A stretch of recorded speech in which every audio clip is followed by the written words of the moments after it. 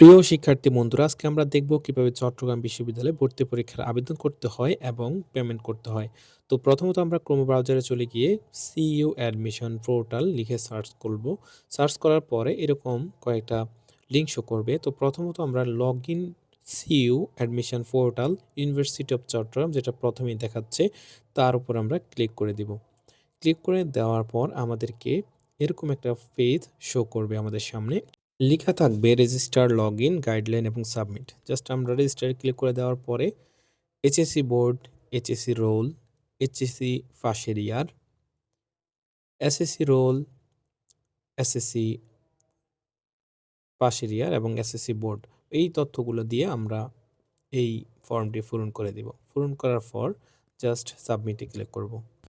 Submit করার পরে your personal mobile number চাইবে। এক্ষেত্রে তোমার নিজ নিজ নাম্বারটা দিয়ে দিবে। আমি নাম্বারটি দিয়ে দিচ্ছি। এরপর সেন্ড কনফার্মেশন কোড, এর উপর ক্লিক করবে। ক্লিক করার পরে একটু ওয়েট করবে। তোমার নাম্বারে যে নাম্বারটি দিয়েছিলে একটু আগে, সেই নাম্বারে একটি কোড আসবে, ঠিক এরকম যে congratulation code from CU admission test 24-25। এরপর 6 সংখ্যার যে কোডটি আছে, জাস্ট 6 সংখ্যার কোডটি দিয়ে দিবে।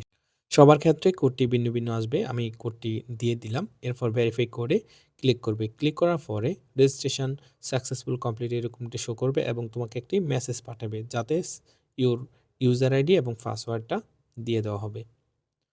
ঠিক মেসেজটি হচ্ছে এরকম, কনগ্রাচুলেশন, এরপর তোমার নাম আসবে, এরপরে নিচে পাসওয়ার্ড এবং একটি ইউজার আইডি দেওয়া হবে। জাস্ট তুমি এই পাসওয়ার্ড এবং ইউজার আইডিটি সংরক্ষণ করবে। এরপর ক্লিক হেয়ার টু লগ ইনে ক্লিক করবে। ক্লিক করার পর দেখবা যে ইউজার আইডি এবং পাসওয়ার্ডে দুইটা ঘর চলে আসবে। প্রথম ঘরে তোমার ইউজার আইডি লিখবে, দ্বিতীয় ঘরে পাসওয়ার্ডটি দিয়ে দিবে। তো আমি প্রথম ঘরে ইউজার আইডি এবং দ্বিতীয় ঘরে পাসওয়ার্ডটি দিয়ে লগ ইনে ক্লিক করলাম। সাকসেসফুল লগড ইন দেখাবে। এরপরে তোমার প্রোফাইল আসবে। তোমার প্রোফাইল আসার পরে আপলোড ফটো দেখাবে। আপলোড ফটোতে ক্লিক করে তোমার 150 কেবি সাইজের এবং 300x300 পিক্সেলের ছবি আপলোড করে দিবে। আমি আগে রিসার্চ করে রেখেছি, এজন্য আমারটা আপলোড করতে সুবিধা হয়েছে। তোমরাও আগে রিসার্চ করে নিয়ে নিবে। এরপরে দেখো লেখা উঠেছে ফটো আপলোডেড সাকসেসফুলি। পরবর্তী স্টেপগুলো পূরণের জন্য আমি একে ডান পাশে 3 ডট দিয়ে ডেস্কটপ মোডে কনভার্ট করে নিলাম।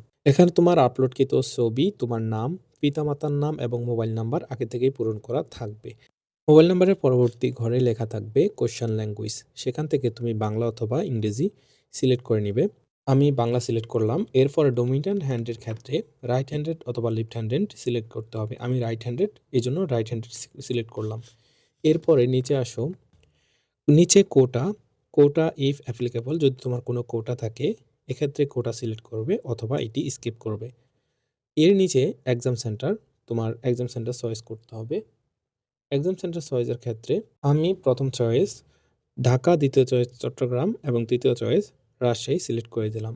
এরপর সেই প্রোফাইলে ক্লিক করলাম। ক্ষেত্রে সতর্কতা অবলম্বন করবে। বাংলা অথবা ইংলিশ তোমরা যেটাতেই আনসার করতে চাও সেটা সিলেক্ট করবে এবং রাইট হ্যান্ডেড অথবা লেফট হ্যান্ডেড যেটা সিলেক্ট করতে চাও সেটা সঠিকভাবে সিলেক্ট করবে। সেভ করে দেওয়ার পরে সেভ হয়ে যাবে। এরপরে ডান পাশে উপরে একাডেমিক লেখা থাকবে, তার উপরে ক্লিক করলে তোমরা তোমাদের তথ্যগুলো দেখতে পাবে, জিপিএ 4.42 এবং 4.83। তারপরে একটা নতুন অপশন চালু হবে, অ্যাপ্লিকেশন। অ্যাপ্লিকেশন অপশনে গিয়ে তুমি তোমার ইউনিট সিলেক্ট করবে। এ ইউনিট অথবা বি ইউনিট, তোমরা যে ইউনিটে আবেদন করতে চাও সেই ইউনিটটি সিলেক্ট করবে। সিলেক্ট করে অ্যাপ্লাই, আমি ধরো এই ইউনিট সিলেক্ট করলাম। সিলেক্ট করার পরে লেখা উঠলো অ্যাপ্লাই এ ইউনিট। এক্ষেত্রে তুমি যদি কোনো ইউনিটে আবেদন করতে না পারো সেক্ষেত্রে ওই ইউনিটগুলো লাল কালারের হয়ে থাকবে। আমি সব ইউনিটে আবেদন করতে পারবো, এজন্য সবগুলো আমার কালো কালারে আসছে। এখানে এই ইউনিট সিলেক্ট করে অ্যাপ্লাই এ ইউনিট ক্লিক করব। ক্লিক করার সাথে সাথে এখানে বিল নাম্বার এবং অ্যামাউন্ট শো করবে। তোমরা তোমাদের বিল নাম্বারটি পেয়ে যাবে এসএমএস এর মাধ্যমে। তোমরা যখন apply for a unit click করবে তখন সাথে সাথে একটা টেক্সট আসবে এরকম, যেখানে তোমার সিইউ অ্যাডমিশন, এরপরে 2024-25 দেখাবে, সাথে দেখাবে হচ্ছে তোমার বিল নাম্বার এবং তোমার অ্যামাউন্ট। এ ইউনিটের জন্য বিল নাম্বার আলাদা, বি ইউনিটের জন্য বিল নাম্বার আবার আলাদা এবং প্রত্যেকটা ইউনিটের জন্য বিল নাম্বার আলাদা আলাদা। তো এখানে নিচে লেখা উঠেছে payment option will be available very soon. এতক্ষণে হয়তো অ্যাভেলেবল হয়ে গিয়েছে। ডিপিবিএল, রকেট, বিকাশ এগুলো হচ্ছে তোমাদের পেমেন্ট অপশন দেখাবে বিভিন্ন ধরনের।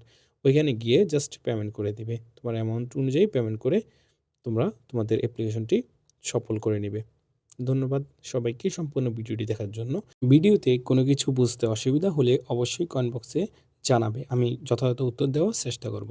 আল্লাহ হাফেজ।